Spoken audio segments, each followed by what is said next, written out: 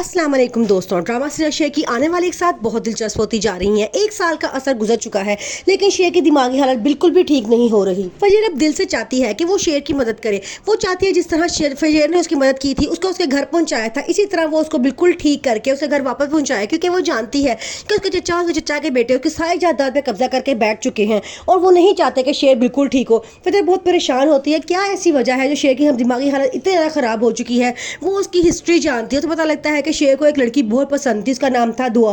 वो दुआ को उसे मिलने के लिए हॉस्पिटल में बुलवाती है और शेर को कहती है कि वो काफ़ी अरसे बाद तुमसे मिलने के लिए आई है, वो तुम्हारे लिए बहुत परेशान है, तुमने उससे मिलना है और उसे कोई बदतमीजी नहीं करनी है।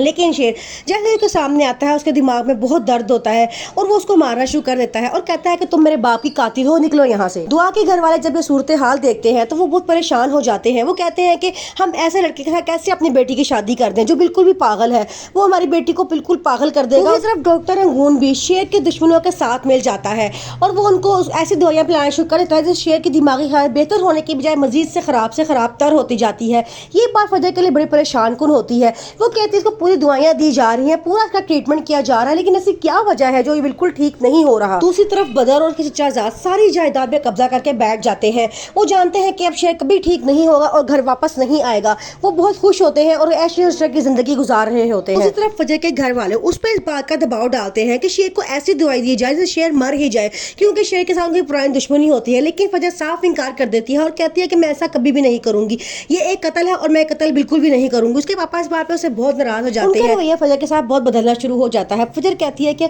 मुझे लगता है कि आप आहिस्ता आहिस्ता मुझ से कतराना शुरू हो चुके हैं और नफरत आपकी मजीद बढ़ती जा रही है, लेकिन जैसा आप मुझे करने को कहते हैं मैं वैसा कभी भी नहीं करूंगी। फजर जो एक साफ दिल की लड़की होती है, वो जान जाती है कि शेर के खिलाफ जरूर कोई खड़ा हुआ है जो चाहता है कि शेर कभी भी ठीक ना हो और घर वापस आ जाए। क्योंकि वो डॉक्टर होती है, वो जान चुकी होती है कि जो दवाइयाँ शेर को दी जा रही हैं वो जान के उसे पागल करने वाली दवाइयाँ हैं। अब वो फैसला करती है कि उसे जरूर शेर को बचाना है। लेकिन शेर के बापू जब पता चलता है कि